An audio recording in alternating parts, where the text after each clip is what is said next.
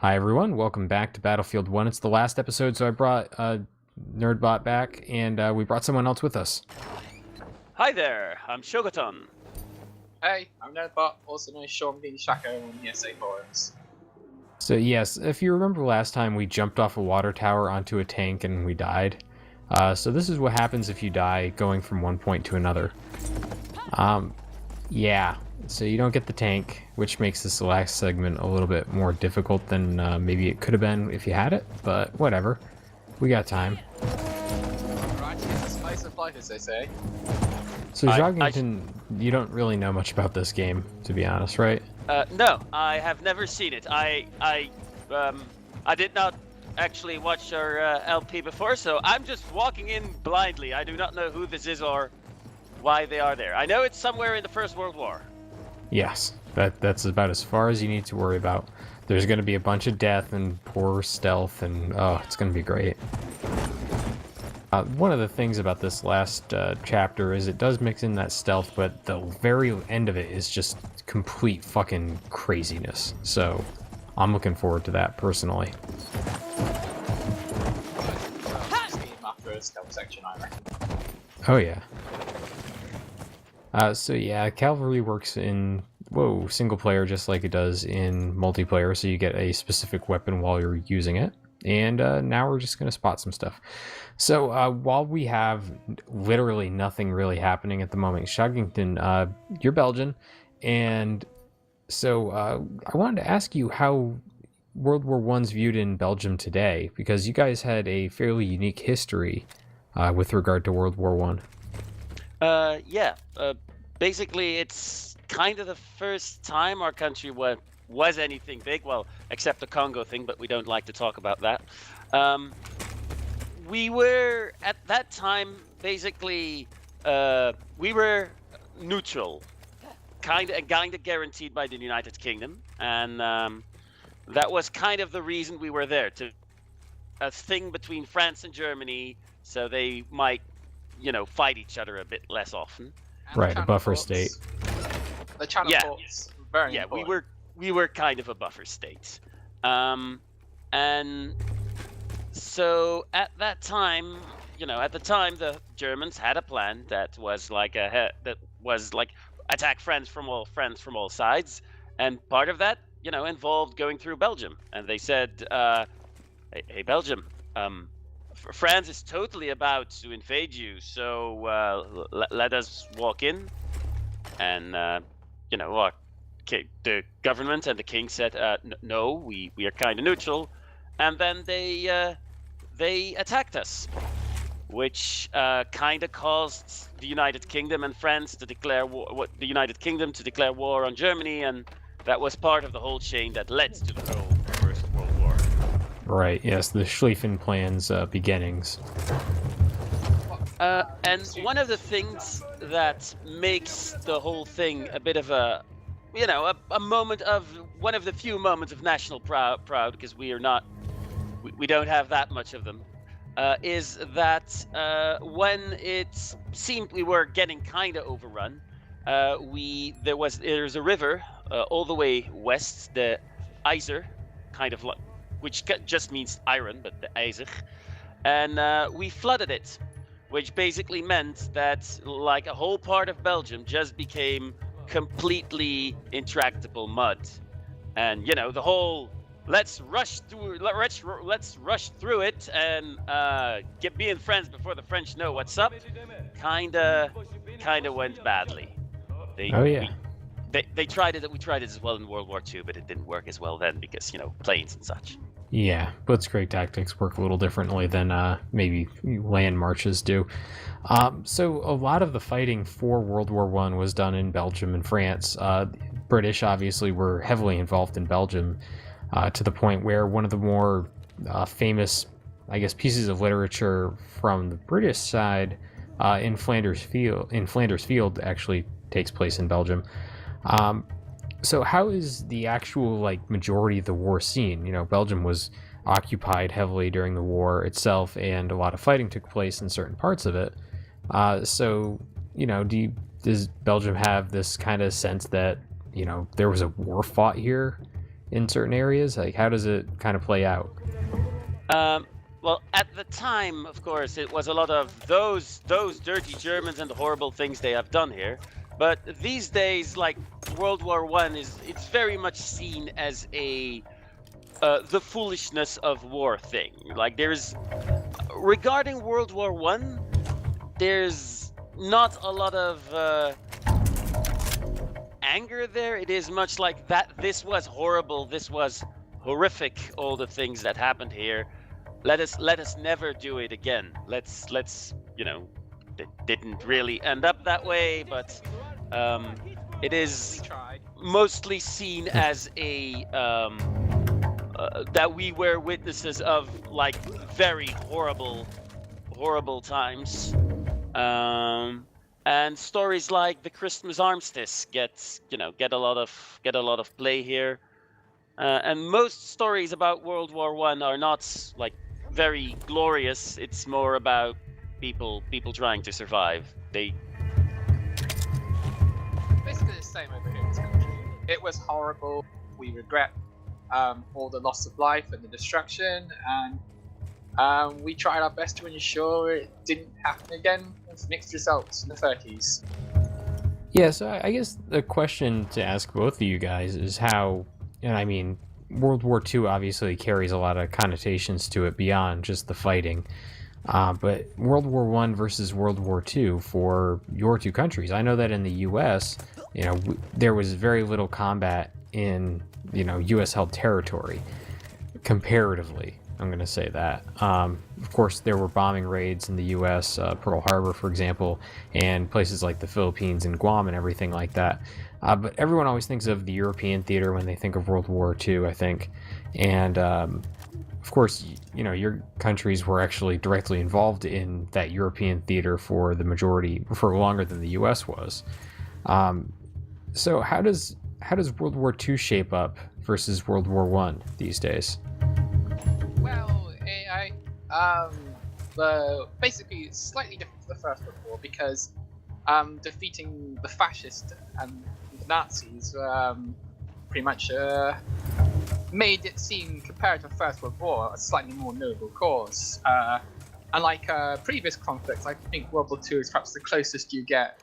Instead of shades of grey, you have one side that is just repulsively more worse than the other side. And yeah, so I guess that is kind of the easy sort of feeling towards it. Not to say easy, but you know what I mean. I think one of the difference how Belgium.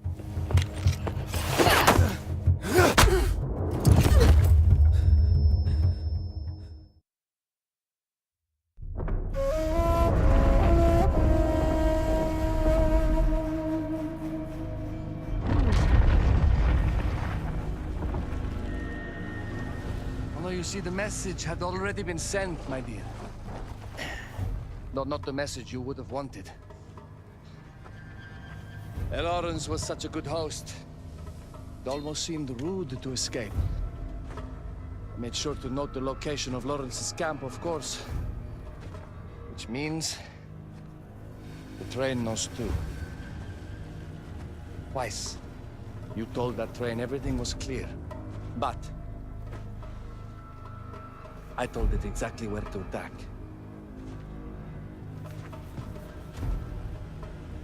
The beast has your scent, my dear. And it's coming to slaughter you and your little band of rebels. First, the firestorm from the cannon. Then, up close with the troops to slaughter any survivors.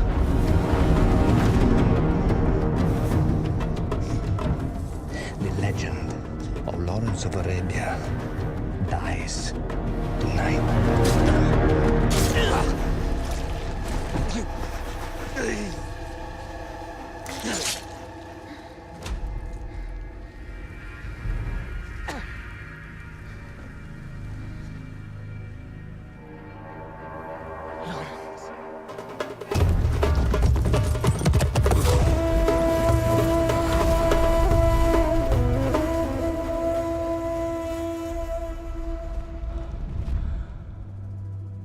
away just in time.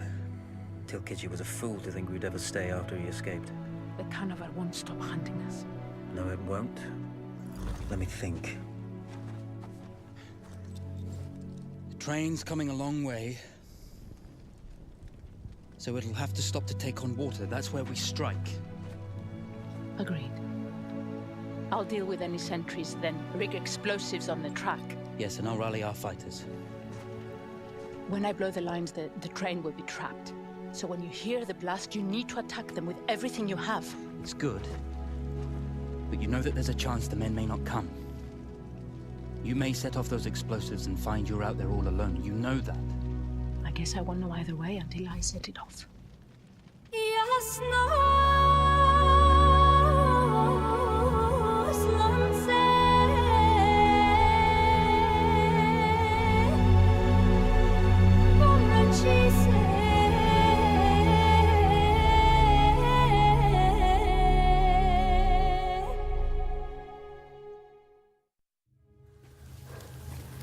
Man makes plans, and God laughs. As it turned out, the small town where we would ambush the train had a significant enemy presence. Those troops would have to be dealt with before the explosives could be set.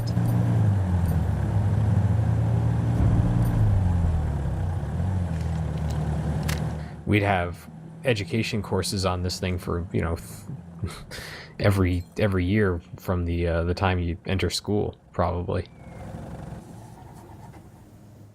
Just from the perspective of a foreign country stepping in and doing, you know, committing atrocities on our soil. I guess maybe part of it, and now I am just wildly speculating, is Belgian history is for a big part it is okay. Which foreign people were in charge of our region at that point in time? So the occupation, like, you know, we've been occupied a lot. Like before our country was there, we were just basically, now we're part of France, now we're part of the Roman Empire, now we're part of Spain. So I guess being occupied by Germany at that point maybe is less of a shocking thing, unless of course they do things like in World War II when, you know, there was a genocide campaign going on. The World War I occupation is, you know, is recognized, and when it is talked about, it is not talked about and is in it was kind or soft. No, then, you know, it is recognized as no, they were kind of rough. They did not treat the people well, and they did do a lot of really bad stuff, but it is not really a focus in most of the history that I got. There's like a few examples of them doing the propaganda basically portrayed, but it was pretty awful, the stuff they did in the occupation in Belgium. Yeah, that is. But I think part of it is one of the few real moments that, you know, if you want to put some hooray, we did a grand thing in the frame of history. We were important in the course of history, and well, a lot more gets talked about that than about, you know, how people suffered during it, because, you know, we'll talk about that in World War II. There will be plenty of that. Some of the attention also goes to our king at that time, because this was an era when it was still in the constitution that our king led the military, and Albert I, who was king at the time, actually was a military commander during the time. Like, yeah, that was kind of the last. Well, I guess King Christian in Denmark in World War II is similar in a way. But that was really, World War I was one of the last times where you had monarchs really taking the field to a degree. Yep. Really bad against the Russians. Yeah, it didn't work out for the Russians. But I was thinking, didn't Serbia also have their king take the field, I believe? But I'm going to give the guy to ask about Serbian military history, especially 20th century. But I do recall that for Albert, that was a big factor. Was he took the field at different times and actually was seen as a morale boost being out there. Yeah. What also helped, and this is actually a thing that does get attention in our history books. Well, when I was in school at least, is that his wife, Queen Elizabeth, was actually involved in the treatment of the war injured.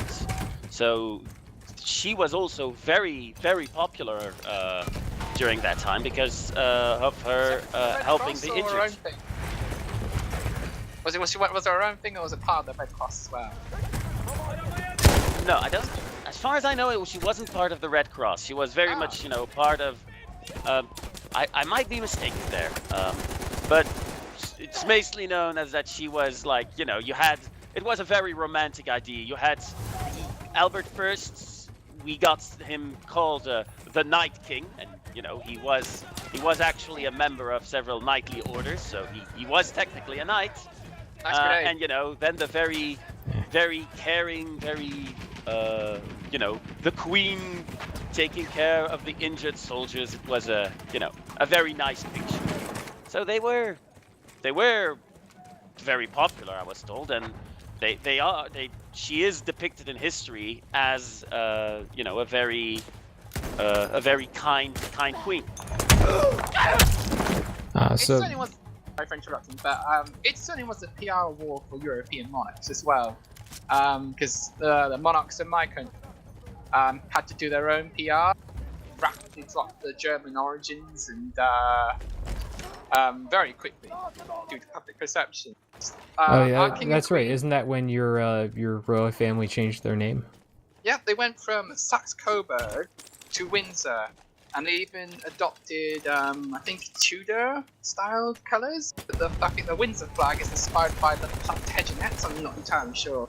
The same colours associated more with the Norman and Celtic kings than the Hanoverians they descended from, and Saxon. A funny thing, by the way, Saxon-Coburg is actually still the name of our royal family. Huh. They are also the Van Saxon-Coburgs. Our first king, Leopold I, was also from the same house. So, but they kept the name. Because basically, a majority of monarchs in Western Europe were basically Queen Victoria's grandchildren, or nieces, or nephews.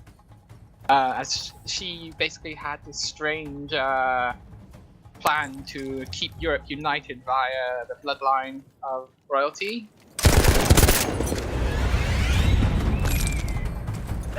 Once Zara secured the town, the trap could be set for the arriving train.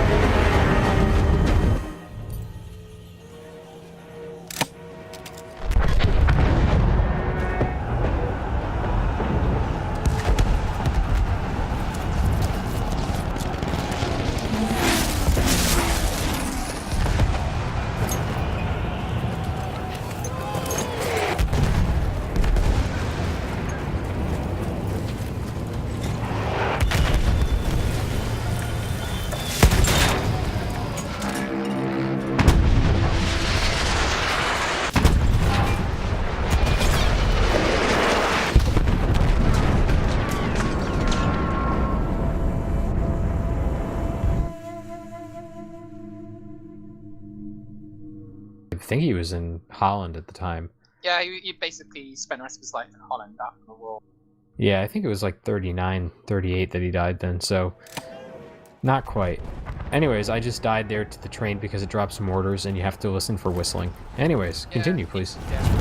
Well, he was accused because, at that point he was the one who who surrendered and who, unlike the some other royal houses, like the Dutch royal house, he stayed and was, imprisoned by the Germans. Didn't really suffer, They kept him in good circumstances, but afterwards he was accused by of collaborating with that. He would have German sympathies. And after the Second World War, that basically would end your career regardless of who you were. Well, they held a whatchamacallit in English, like A trial? a plebiscite. No, not a trial. They asked all the people, and a slight majority was in favor of actually keeping him. But that kind of led to unrest, and he decided to abdicate anyway. That's an interesting tack to take. So, yeah, interesting. I think that's really part of the unique history of Belgium in World War I to the World War II period, is just the very different way the royals went about it afterwards. I mean, in places like Germany, you completely lost the royal family. But, I mean, in Britain, and, well, of course, there was the abdication crisis in Britain as well before the war, World War II. The countries that lost their monarch, they had a sort of absolutionist style of government, where basically the parliament, if there was a parliamentary, it could be overruled by a monarch. But in the United Kingdom, ever since the English Civil War, the powers of the monarchy slowly declined and has been brought to the same level as parliament, and they sort of coexist, or like parasite coexisting on another parasite, really. Yeah. So Symbiotic. Yeah. Yeah, symbiotic relationship. The parliament can live without the monarchy at the moment, vice versa. To them, it really was just the usual business. I mean, the biggest change was basically going from Saxe-Coburg to Windsor, and I think we went through like 2 kings as well. Yeah, I've been told we were a pretty young country, so our constitution was already partly influenced by Napoleonic codes. So it wasn't an old-style absolute monarchy, and like the monarchy did not have any historic rights they might think to reclaim. So the whole thing with Leopold III was one of the crises, and the other crisis that would be away later, and that was actually regarding abortion. Huh. I mean, after the First World War, politically, modern Europe as we know it today began.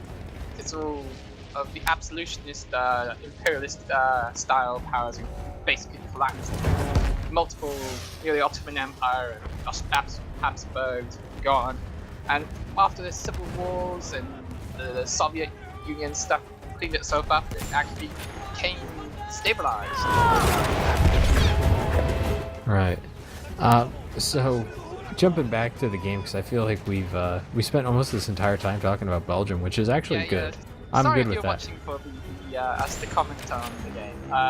Oh no, that honestly, one of the things I really wanted to do with this LP was bring in people from World War I combatant countries and talk to them about how the war played out and what they know about it and all this other stuff. It never quite came to fruition because my personal laziness and busyness at the same time. But I did want to talk a bit about what's happening here. So I'm running around with a tank Gewehr, which is an anti-tank rifle that the game gives you if you pick up a certain sentry class in the game, and shooting at this train that is also firing at these artillery pieces that I'm using.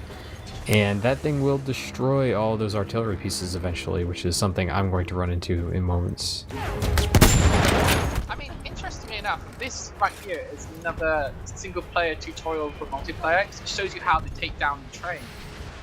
The train in this is identical to the multiplayer one. Complete with compartments that auto-heal after they're damaged, and their own firing arcs and that. Yep. And of course it takes place on a multiplayer map, so interesting fact.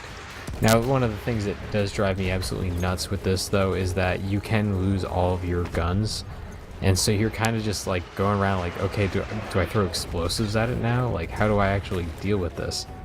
don't understand why they gave you dynamite as a proton thing. The dynamite is just tantamount to suicide in this game. Yeah, and I do like how the train can knock out your cover just like that, as we saw in the previous building, which is, one of those things. It's a Battlefield game, of course it can do that, because that's how it works in Battlefield games. It's a great thing as a threat, though, because hilariously more deadly sometimes than train in multiplayer, especially if you've got a puppy doesn't understand how to use the behemoths.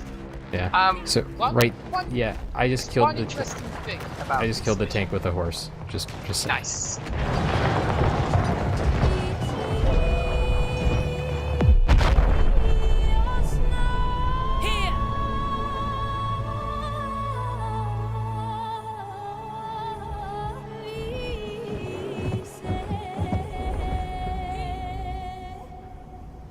Vengeance can be a sweet or bitter brew.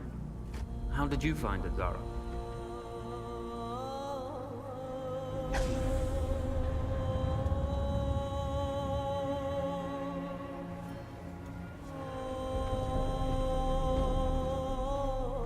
And you're right, we do need to think bigger, act bigger.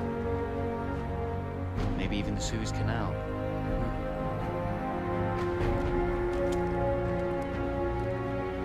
Tell me, what do you know about battleships?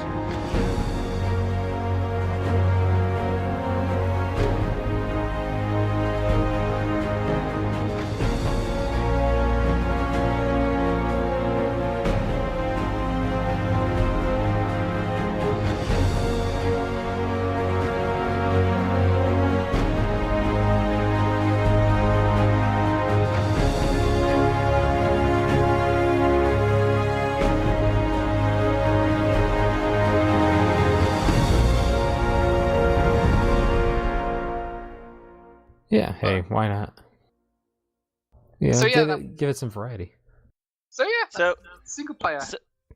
So did one of the things that happened in history, while we look at some loading, is that shortly after the First World War, and actually during the First World War, there was like one of the hugest pandemics that Europe has ever had with the Spanish flu.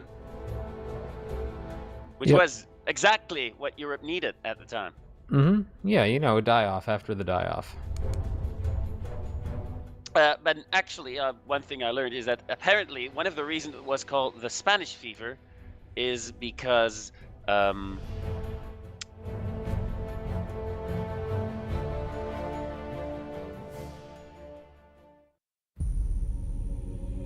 one day, all this will be over.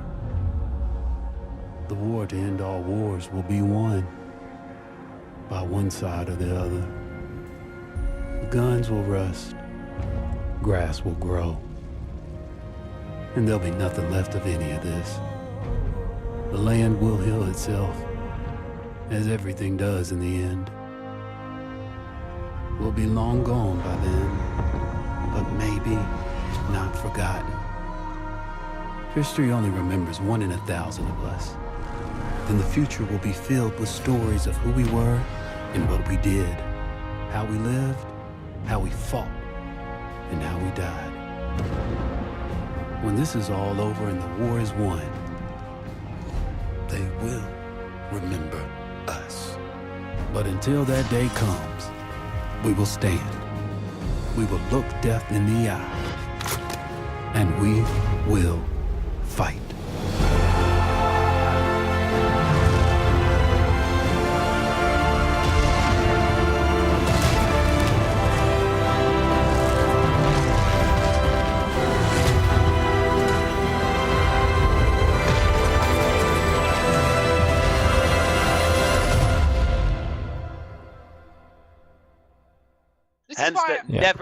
Hence the never again promise. Because before that, there was a whole art thing that, glorified industry and war as a result of industry. And there were parts that were stoked about, we're with our massive machinery, we are totally going to win this war. And afterwards, that was completely lost. The last major war European is shit. conflict was the Franco-Prussian War, and this is something that by the time World War One rolls around, only men in the 40s or 50s could remember basically how war is pretty bad. And that, I think the war of 1870 was a relatively short war. Like, people died in it. Plenty of people died in it, but it was not the amount of misery, and with technology being able to kill at far greater numbers and poison gas used at that time, that and for so really very, very long.